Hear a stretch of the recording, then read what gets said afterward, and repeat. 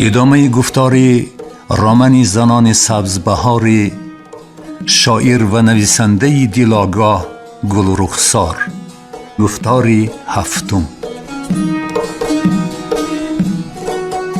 نشانه دسترخوان خالی را افشانده به میخ ستون آویخت. یاد روزی بینوایی چشمانش را سوزاند. اشکش از نظر مادری همه بین دور نماند. آچه‌ات مرد که جانت خلاص شود. خود را شنوا دعا کرد مادری زار. مردنی آچه‌ات مشکل شد. بخت می داشتی تولد نشده پدرت را دریا می برد. دختری بیروزی آچه، تو تولد نشده نام داشتی لال. یتیم بیروزی. پروردگار مرا تا کی مانده ای؟ خیریه حرفی شکرانه به زبان آورد، اما با گیله از تقدیر. با آهی سرد دود دلش را بیرون کشید. آتشی علمش سوزان بود. گویا دیروزکک تابوتی خالی شوهرش را از در برآوردند. زن جامه شوهری شهیدش را پوشیده به پایه تابوت پرمعنا دست برده مردم را گریان کرد. او در بطنش طفل داشت. در این 17 سال چه روزهای از سرشان گذشت. خودش می‌داند و 4 دیواری کلبه‌اش. لالی. ناشنوایی طفلش را مادر زود درک کرد. طفلی او به طفل دیگران مانند نبود. با نگاه میشنوید، با نگاه جواب میگفت. دخترچه نیز درک کرد که بین او و دیگران فرقی است بزرگ. به تقدیرش تن داد. با راه و روش دیگران صحبت کردن را می آموخت. بی‌انصافی طبیعت را بخشیده زبان اشاره‌اش را به مردم خواناتر می کرد. زبان افاده اشاره‌اش فهمان می شد و خطی بین ابروانش چکرتر. امروز هیچ چیز نپس. فکر دختر را چون همیشه از نگاهش خوانده فهمان مادر. غولینگ یا قاق سیب در کن. او به علامت ریزا سر جنبانده برای آوردن هیزم بیرون برآمد. نقشی گرگ در روی برفی تر چون پنجه دهشتناک بینوایی نمایان بود. برگشته آشبوری دم تیز را با خود گرفت. من بعد برای هیزم به حولی برآمدن خطر دارد. گذشت از دلش و به ستون ایوان شانه زده به قله دور که در چینک نگاه نزدیک میتافتند غمگین نگریست. دلاور پسی کدامی از این قله ها باشد؟ دختر به کجا و به چه کار سبز بهار را ترک کردن مردان مخصوص دلاوری خود را تصور کردن نمیتوانست. اما خوب میدانست مردان به جای رفتند که نرفتنشان ممکن نیست. از نام آنها به جای آنها تنها یک پارچه کاغذ می آید. ای خدا، خودشان کی می آیند؟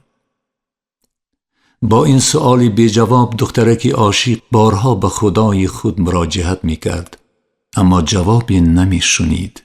نبودن مردان در دهه در سر خانواده درنده و چرنده را به در خانه ها آورده بود. این فاجعه را دخترکی بی صاحب لال بیشتر از دیگران احساس می کرد. دنیا برای دخترکی عالم ندیده کوهستانی تنها از دیوار کوه ها عبارت بود. دلاور برای نشانه کله‌ای بود که در تکیه مستحکمش بار درد و شادی خود را گذاشتن می خواست. دلاور را تابونی عقبه گسیل کرده است و می داند تا همه بر نگردند او نیز نخواهد آمد. چه روز دهشتناکی بود. روز گسیل اسکران. او را آن روز علمی دیگر ستم کرد. مادری دلاور بین همه گریان عرض کرد که میدانست بچه‌اش به جنگ می رود. زودتر سرش را جفت می کرد. در خانه خالی طاقه بار خدا نمی ماند. نشانه دلاوری خود را با دیگری تصور کرد و دلش مانند دیگ سیاه شد. بیچاره دختر خوب می دانست مادر دلاور زنهار نشانه لال را عروس کردنی نیست. دلاور دلاوری جان تو را یاد کردم. تو کجایی دلاور؟ او به شانه هایش گریان شد. دلاور جنبیدند لبانی پرسین بستش. سؤالش را به قله نظررس حواله کرد، اما همان دم نگاهش را به زمین دوخت. از روبرو چشم سیاهی قبر شیطان به او راست می نگریست. چشم سیاه در گور. سوی چشم سیاهی دهشتناک پشت گرداند او.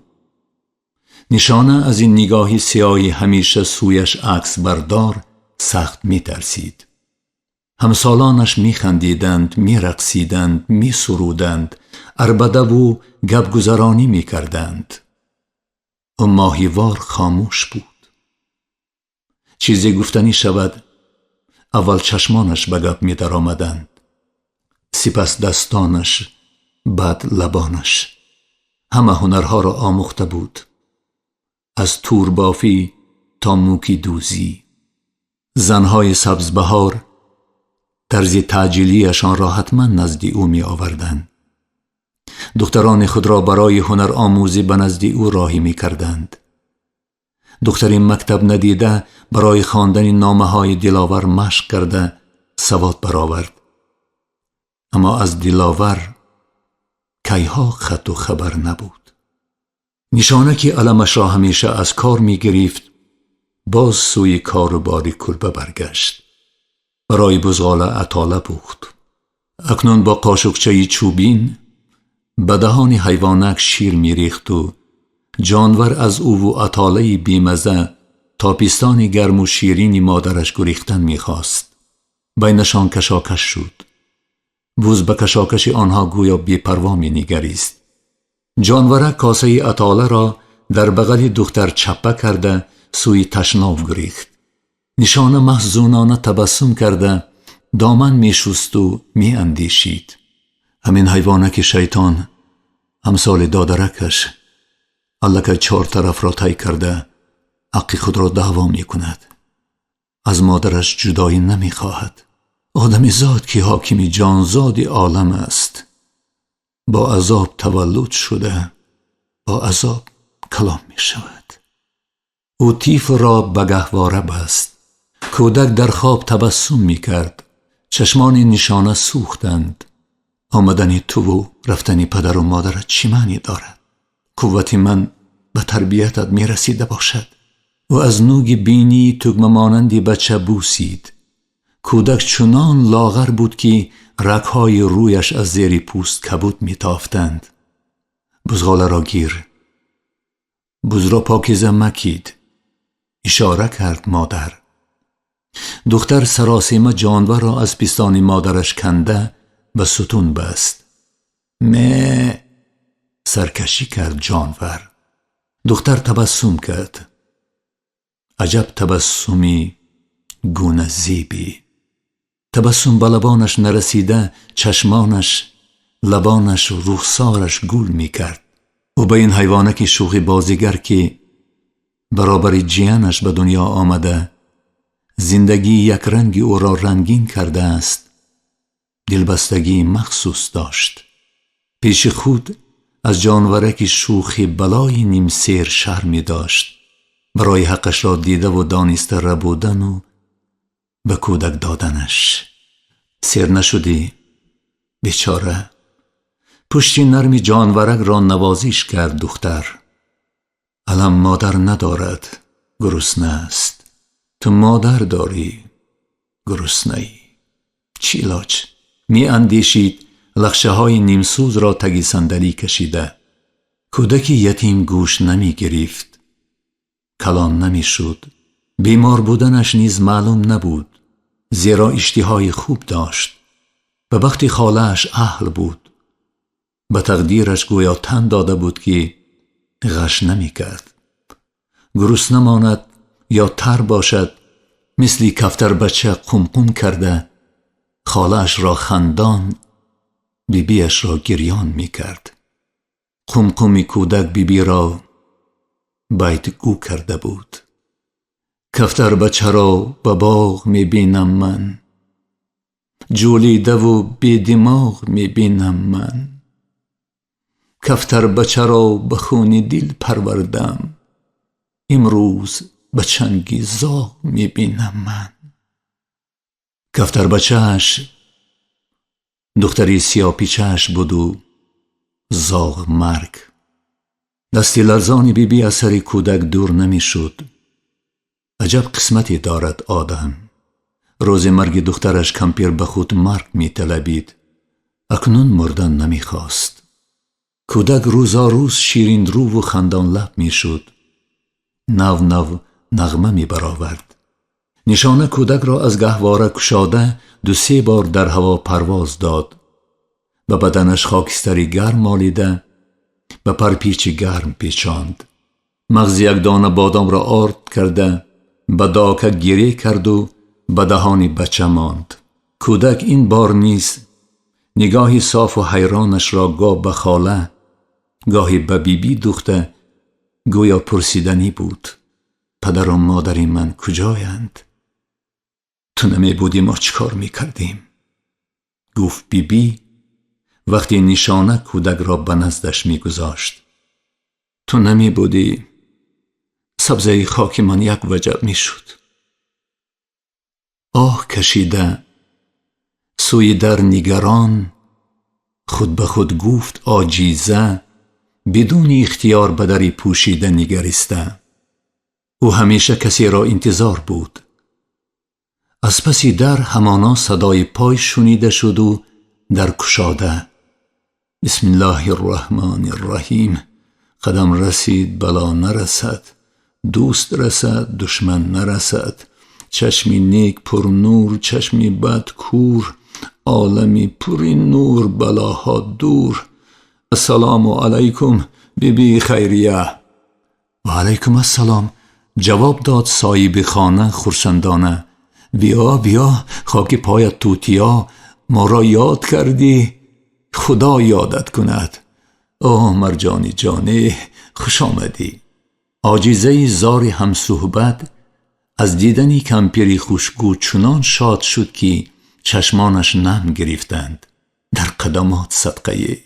کمپیر کاسه دستش را به رفکی گذاشته هوای دختر و مادر را بوسید و نزدیک کودک آمد. با 2 انگشت از دور بینیچه تگموار تیف را پوچیده و انگشتان خود را بوسید. چی حال داری رستمی داستان؟ ای در ریش بروت و جان بیبیش. نو خوابش بود. جواب داد بیبی خوشحال. خواب و بیداری کودک و شیطان معلوم نیست. گفت میهمان که با گوشه سربندش دماغ و دهانش را پیچانده بود. چی نامش دادی؟ علم. علم؟ ها علم. آه کشید خیریه. نامش همراه خودش آمد. مثل نام نشانه.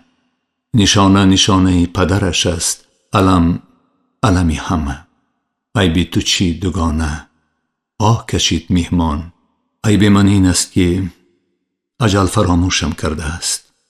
میهمان را که علم گلوگیرش کرده بود گب را دیگر طرف گرداندنی شد. اوه دختری شیرین بیا با مادرت در گرما گرمیش اطاله خور. نشانه او را نشنید.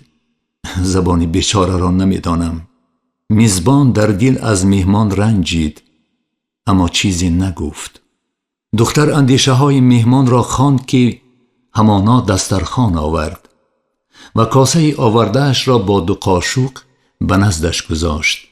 کمپیر هنوز نفس میکشید و دل خالی میکرد. سالهای پیش گلی هالمون در حولیمان میروید. اکنون برای یک ریشه کوه و دره ها را طی میکنیم. خیریت در مزار هم میروید. با این حال بعد 2-3 سال تخمش نمیماند. کاسه را به صاحب خانه نزدیک مانده گفت میهمان: الها دیگر اصلا جوش نماند.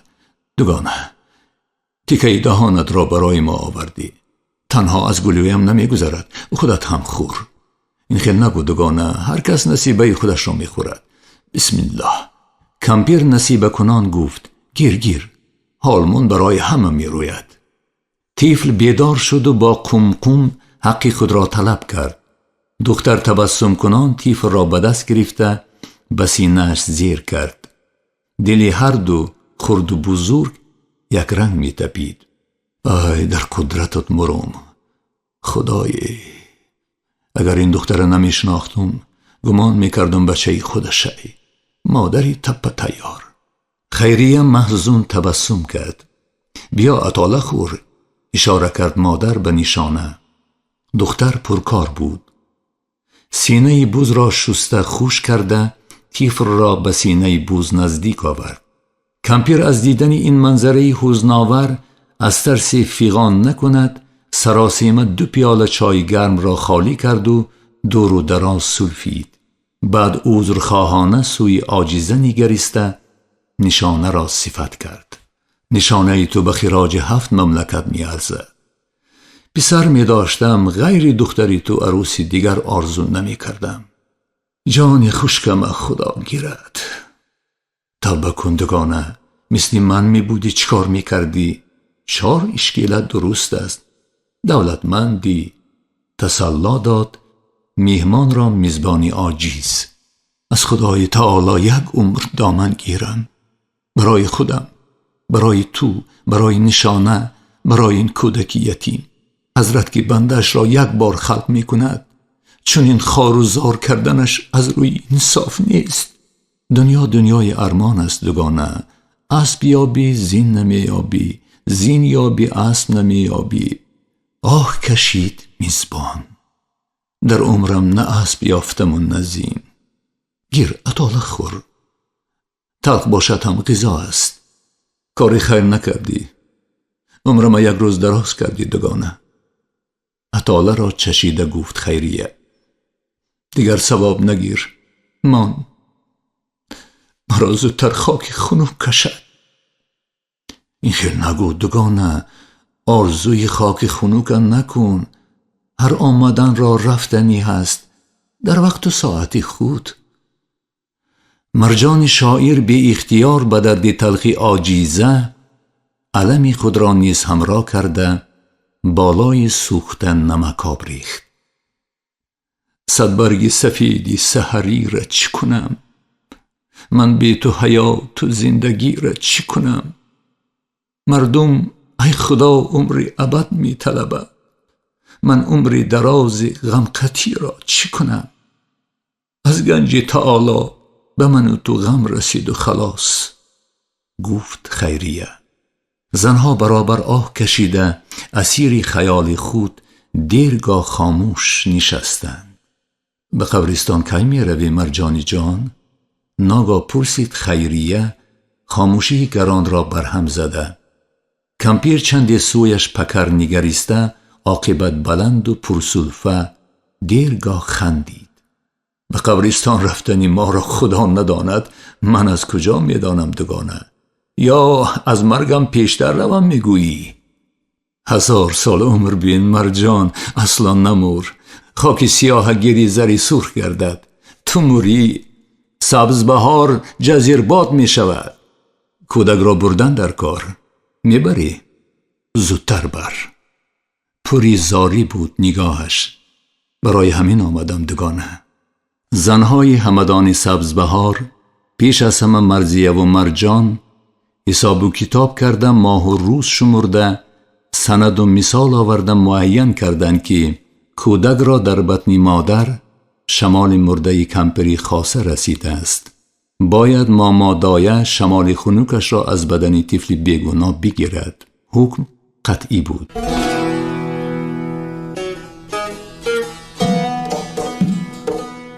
انجام گفتاری 7. رامن زنان سبزبهار گل رخسار. در آماده نمودن گفتار اینها سهم گذاشتند: شهاب الدین حق نظر، محمد جان شادی، طالب محمود.